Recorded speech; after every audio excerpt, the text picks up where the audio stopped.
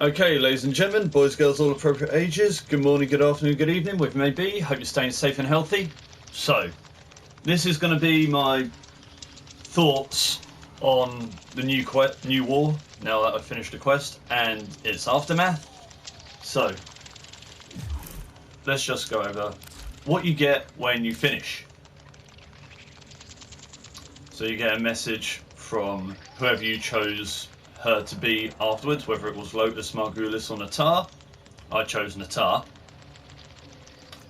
But you get the Sirocco, which is a pistol for the Drifter. The Nataruk, which is an awesome fucking bow. But if we look at the Sirocco stats,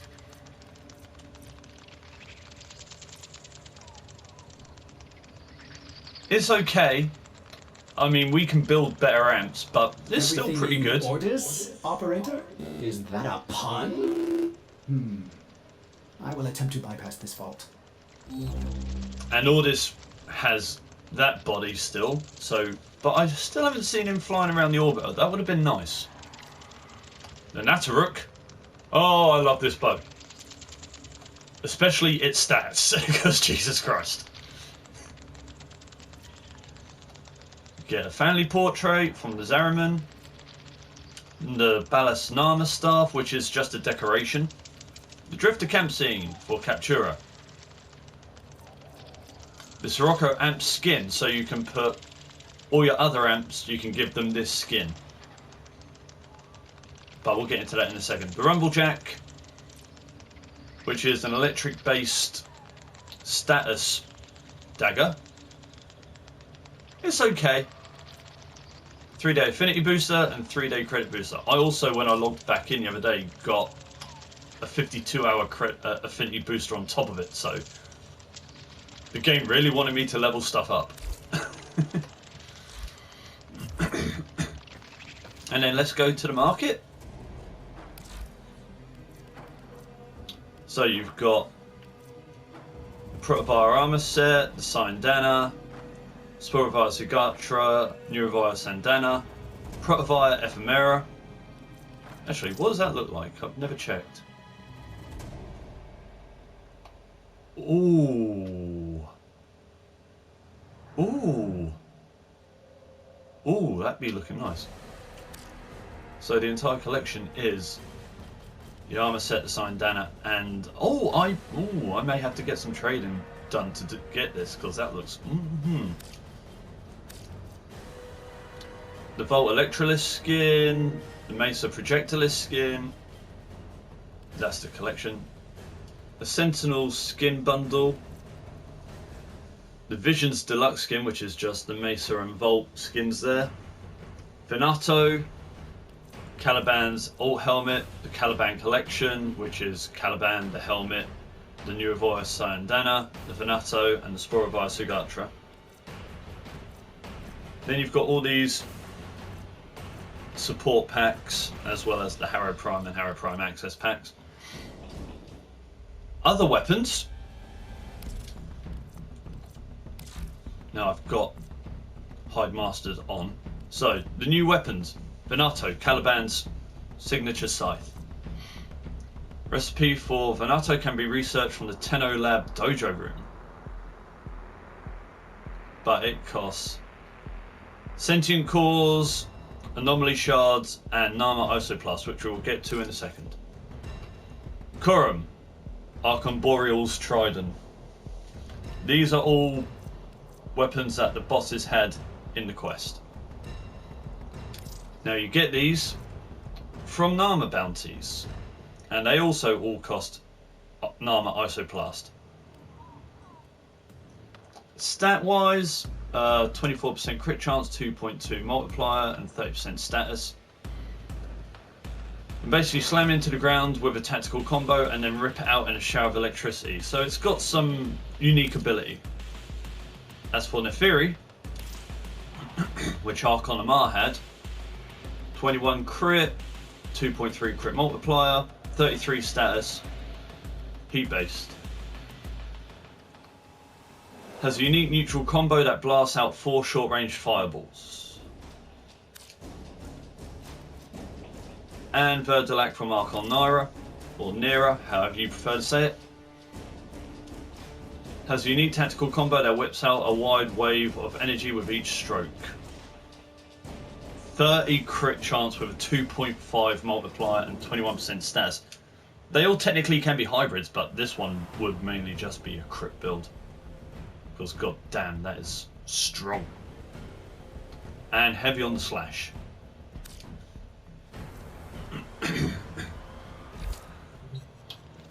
Now, my thoughts on the quest in general. A nice chunk of time. I mean, it would take anywhere between 4 and 6 hours, depending on how you play or what you explore. Why the hell are you out of here? Hayden, play with the ball inside, if you must. But, yeah, gameplay-wise, it ran great. I had no technical issues whatsoever, other than when I had to relog back in. It took a couple of minutes, but other than that, it ran smoothly. Texture loading may have taken a bit of time to come into play sometimes, but that's just because PS4. I would have liked to have played a bit more as like Car 175 or Teshin. I didn't think that what we were shown at TennoCon was all we were going to get of those three. I would have enjoyed a bit more time with each of those individual characters and VSOR, but still, they were a blast to play. And then the rest of the quests, they kept it well hidden. I avoided every single piece of information while I was playing this quest. I didn't check anything online. So everything was... I did not expect the quest to go the way it did. I was expecting a bit more Railjack or Necromech gameplay, but what we got was okay. The enemy levels were a bit too low for you to really need to put in a proper build, because it just felt too easy at times. And it was a very good quest overall. And what it can potentially lead to now that the quest is over, I mean, hints at more stuff with the man in the wall, the lead up to the Deveri paradox, or additional quests and events that will come out in the near future. I just think it was really well done. Good job, Digital Extremes. Now, other than that, we have, as you can notice,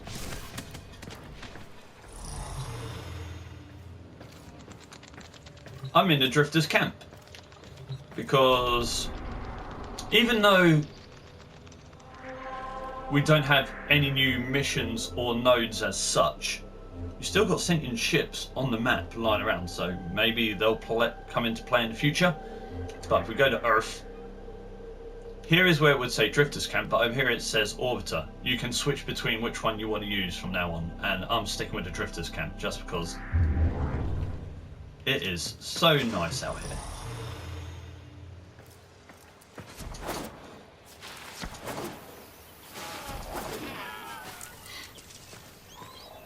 Like, this is really nicely put together.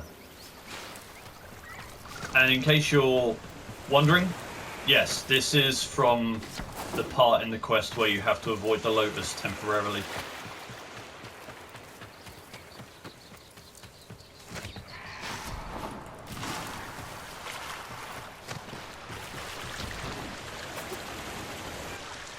You can't go too far off map.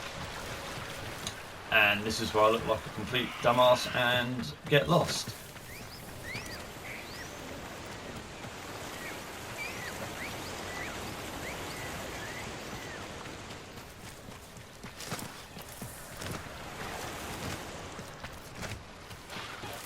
And over here you've got a nice little picnic area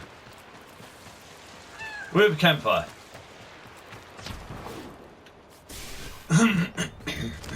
Also, things you can change to.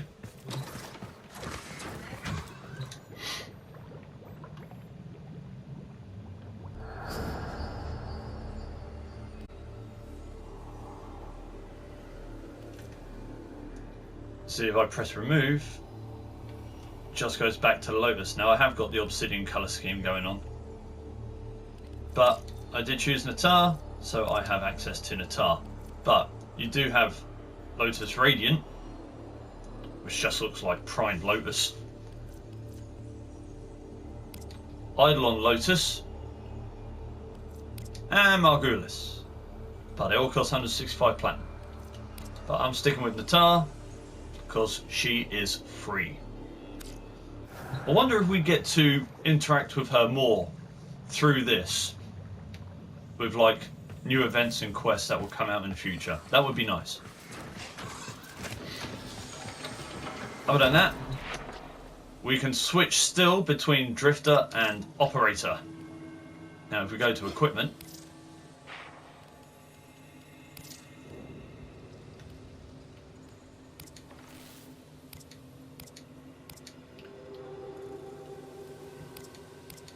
and this needs fixing like a motherfucker, because see, look, if you use the Sirocco on the Operator, it just comes up as the Sirocco amp skin. But if you use any of your custom amps, you can put the Sirocco amp skin on as an alternate. Digital Extremes, this needs fixing, by the way. It's been a problem since day one, just spamming till it actually connects. I mean, it's the same with everything Operator based. Like, it doesn't equip it or acknowledge it after one. You have to press it multiple times. But yeah, the Sirocco amp skin's pretty solid, I've got to admit. But we're going to be playing more with the Drifter from here on out.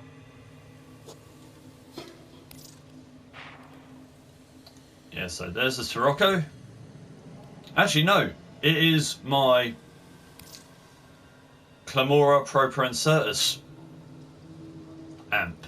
But every time you equip an amp, it still just comes up with this pistol. Which I don't mind. I think it suits the Drifter more. And you can still use all your arcanes, you still have all your focus abilities. So yeah, the Drifter will be used more often, or actually probably permanently now.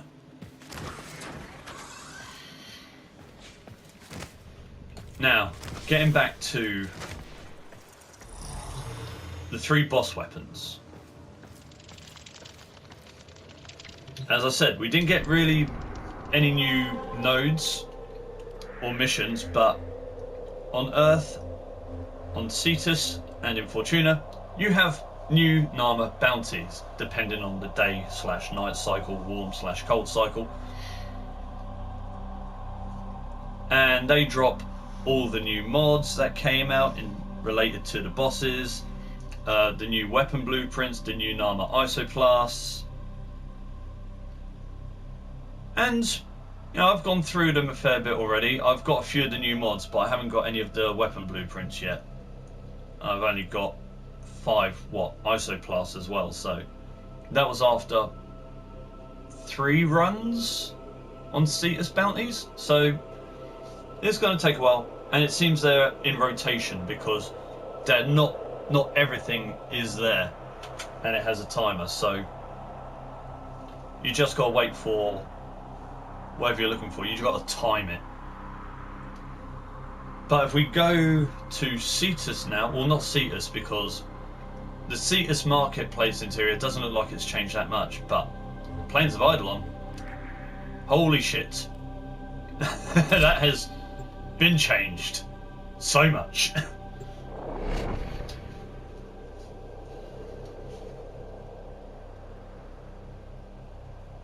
Just gotta wait for it to load up.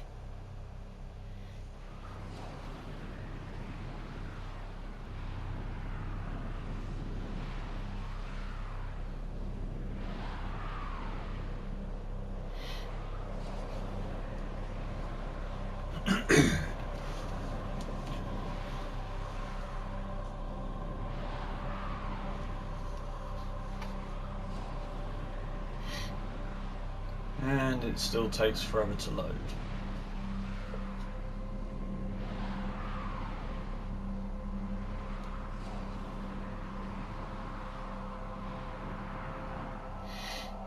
Thank God it's daytime, I can show it more clearly now. As you can see, the war has left the geography changed somewhat. There is sentient wreckage all over the place.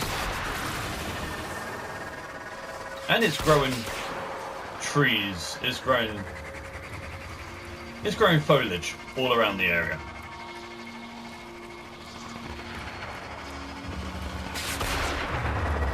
Which I think is a really nice touch. I mean, I was expecting some different kind of look. I wasn't expecting it to be this apparent.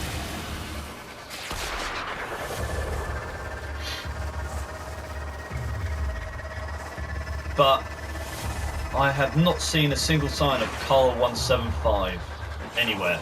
So did Error actually kill him off?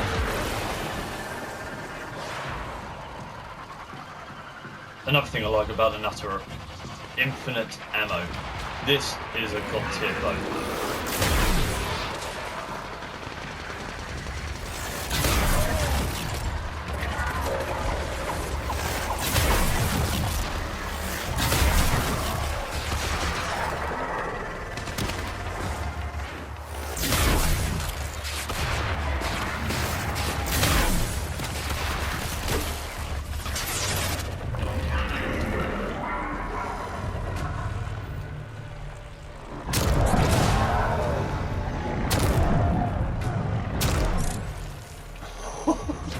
I love this bow.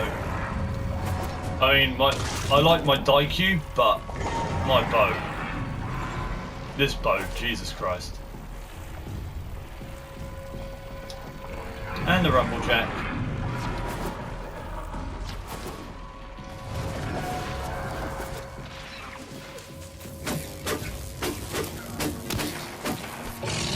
Oh, shit. Oh, my dog's putting in work.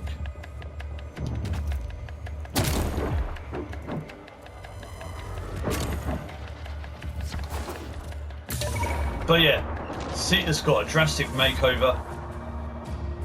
Deimos left untouched. I guess the Sentients thought, that place is a mess, we're just gonna not even bother.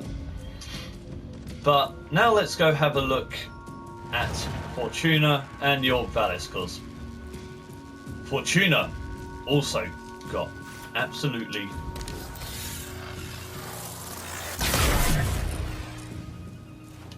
obliterated. That is unfortunate, but we should... Right. Fortuna is still mangled. It is still under some...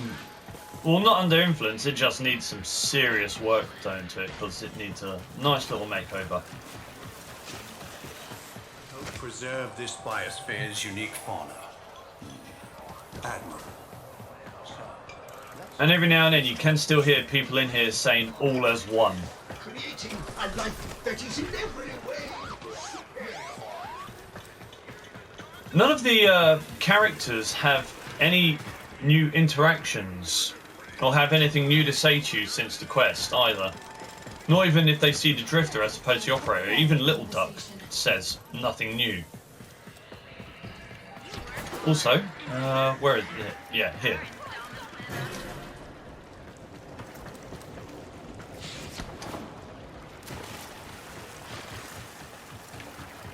This part still exists. The Vent Kids have a new camp here, but they're never here.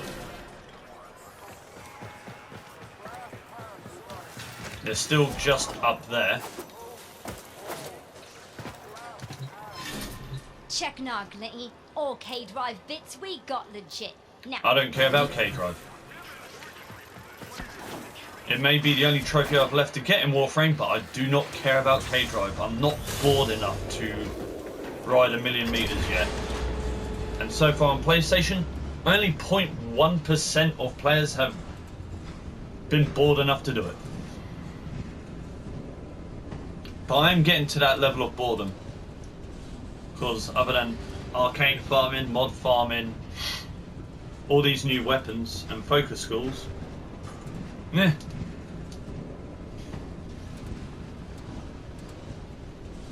I think I'll have absolutely everything done before the next quest comes out.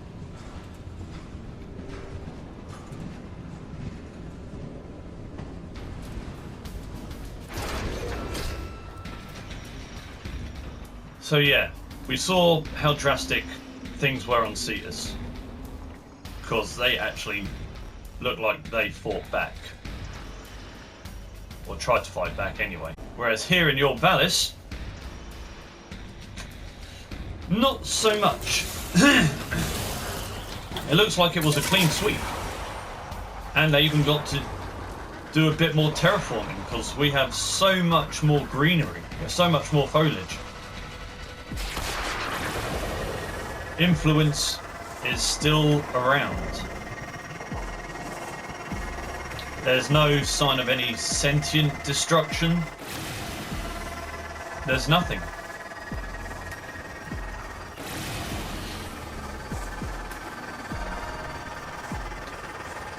If anything, they made Orvalis a bit more habitable. But my theory behind this, and it may just be my wild theory, with everything looking like it's thawing out, will the third orb boss finally be a thing? It may be like, alright, planet's getting warm, I can get out of the water and stretch my legs. So, maybe next year, we'll just see the third orb boss go, right, I'm here to mess up your day. Because it's been years, Digital Extremes, come on now. Look, we've even got little trees. We've got little plant life. Everything is growing nicely now here. But Corpus, man, god damn it. Visoar was the only alpha you guys had, and he sacrificed himself, so even this trash thing still exists. It's cracked, but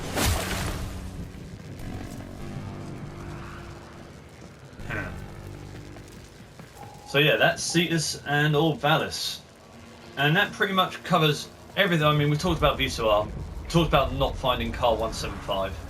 He may actually be dead, which is unfortunate, but the biggest casualty we suffered,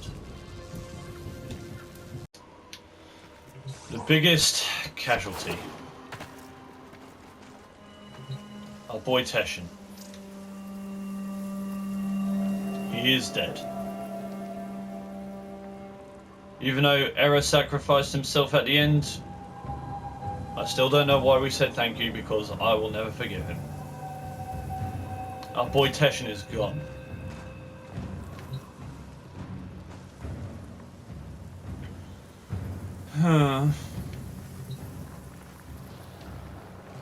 But I do have a theory. When Prime Resurgence ends, will Vazia Dax be taking his place? It is all likely a possibility. But for now, we just have this to remember him by. Unless we can see him in an alternate universe. Because that is entirely... Oh, thank you. Entirely possible. Rest in peace, Teshin. You had your badass moment of gameplay. And you brought out the possibility of wielding dual Nakanas. So, you'll forever be remembered. And that pretty much sums it up. My thoughts on the new war quest and the aftermath. All solid, if what a bit upsetting here. But hopefully we'll see him again somewhere in the future, along with Carl 175, because we need to shake that Grenier's hand. And with that being said, thanks for watching, and I'll see you all later.